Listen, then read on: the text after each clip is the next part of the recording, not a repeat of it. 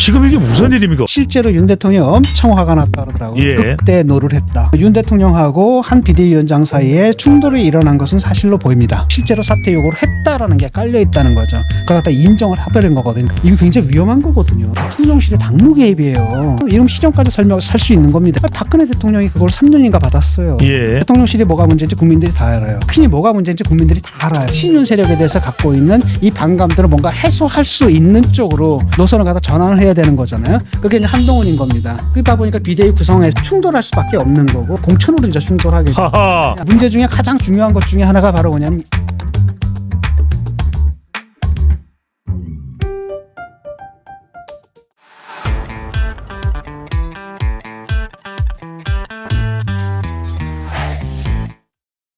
지금 한동훈 윤석열 대통령 이 사태가 이게 뭐고 뭔 일이요 하시는 분들이 너무 많을 것 같습니다. 우선 교수님 지금 이게 무슨 일입니까? 지금 대통령하고 당 대표 사이에 그러니까 비대위원장이죠. 예. 갈등이 이제 발생한 거죠. 충돌이 발생한 거고 여기는 이제 역사적으로 두 개의 모델이 존재했던 것 같아요. 예. 국힘 계열 정당에서는 하나는 뭐였냐면 이명박, 박근혜.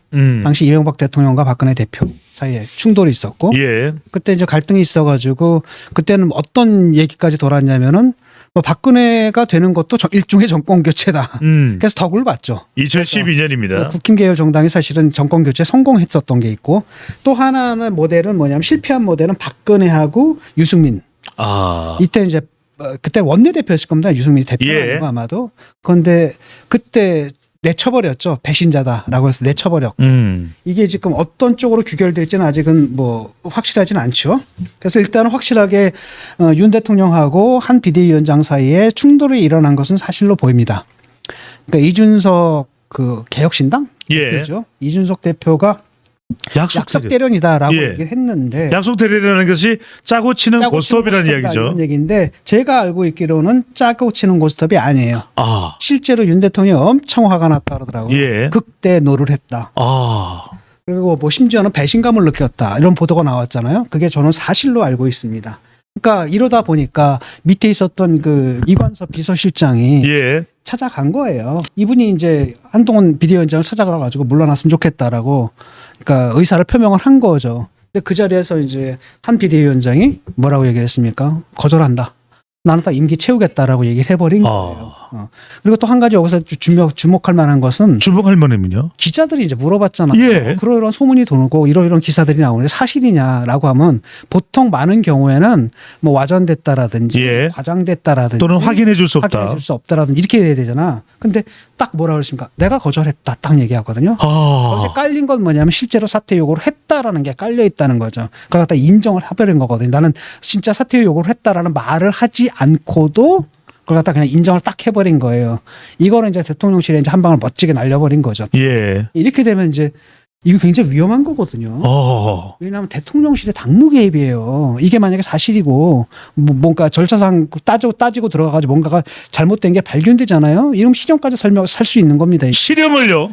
박근혜 대통령이 그걸 3년인가 받았어요. 그때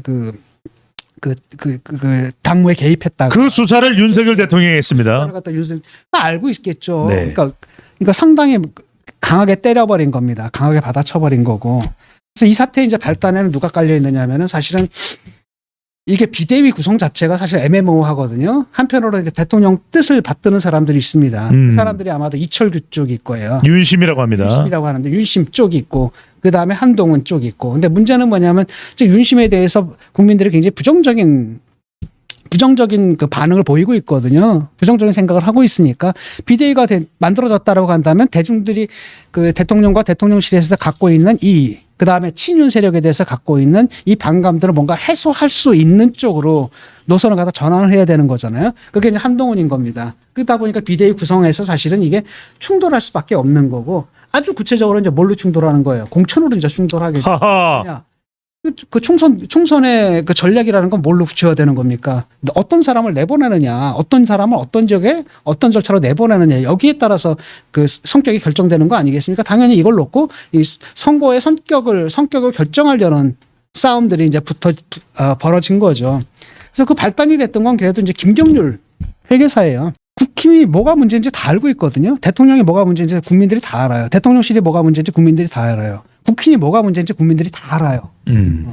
그런데 그 문제 중에 가장 중요한 것 중에 하나가 바로 뭐냐면 김건희 리스크거든. 이걸 알고 있거든요. 근데 와가지고 딱 보니까 대통령이 화난다 하니까 팍 달려가가지고 물러나세요. 그 오버를 한 부분이 있는 거죠. 예. 그래서 그런데 이제 그런 분위기인데 이걸 갖다 용감하게 누가 얘기했던 겁니까? 김경률 비대위원이 이제 그 얘기를 한 거예요. 예. 그래서 이제 이걸 놓고 또 그런 썰이 있잖아요. 아, 이것도 역할 분담이다. 왜 한동훈 비대위원장이 자기 입으로 그 얘기를 하기 힘드니까 김경률을 통해 가지고 그 얘기를 한 게 아닌가라고 예. 했는데 그것도 아닌 것 같아요. 아닙니까? 아니래요. 확인됐습니다. 그것도 네. 확인됐고 그거도 아니라 그러더라고요. 단독입니다. 그러니까 김경률은 자기 색깔대로 간 거예요. 근데 한동훈은 좀 걱정이 되지만 행보가 걱정이 되지만 그렇다고 또 자기가 영입한 사람인데 입을 막을 수는 없는 거 아니겠습니까? 예. 그런 상태에서 이제 그런 일이 벌어지고 김경률이 뭐라냐 2 플러스 알파가 필요하다. 2는 바로 김건희 리스크를 해소해야 된다. 예. 하나가 특별감찰관. 두 번째가 이제 제2부속실. 부속실. 이건 기본이고 기본. 거기다가 특검.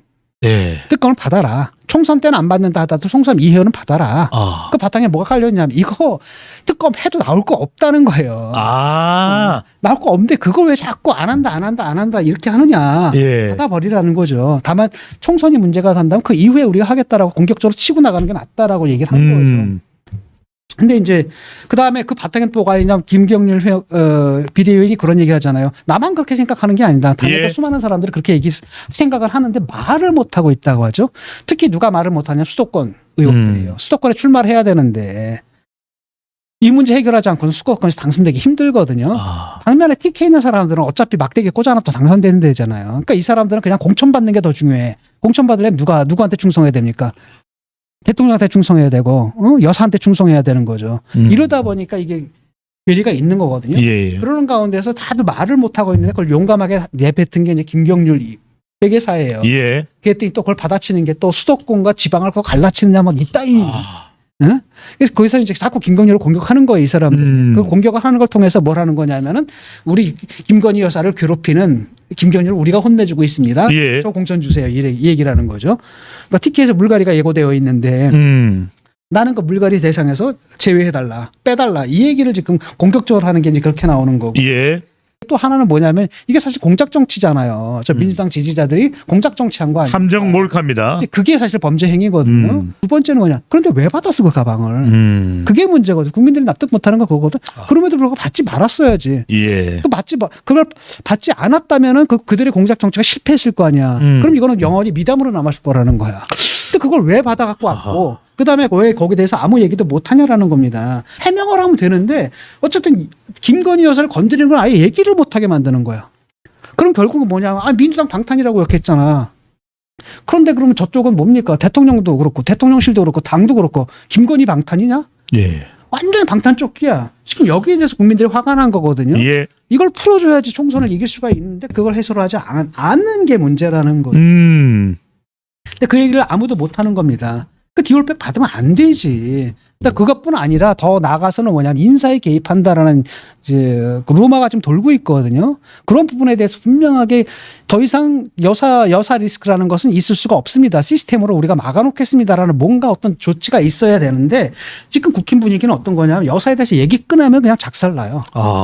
이게 무슨 뭐 공화국 존엄이 아니야. 북조선이야 북조선 지금 이런 식이거든. 그러니까 이런 거 국민들이 다 아는 거지. 쟤도 지금 뭐 하고 있냐? 그래서 김경률 회계사가 얘기했던 게 바로 그거라는 겁니다. 이게 사건이 크진 않아도 사람들의 감정을 자극하는 그 트리거가 되는 게 방아쇠 역할을 그 역할을 지금 하고 있거든. 그걸 방아쇠를 제거해줘야 된다는 얘기를 지금 한 거예요. 그러기 위해서 예를 든 게 이제 앙뚜아네트를 했는데 이걸 가지고 또 우리 여사님을 마리 앙뚜아네트에 비교하다니 또 충성 경쟁을 하는 겁니다. 예. 우리 공화국 존엄을 이렇게 공격하다니. 이게 애들 그러니까 북한 제일 싫어하는 놈들이 보면은 제일 북한스러워요. 보면은.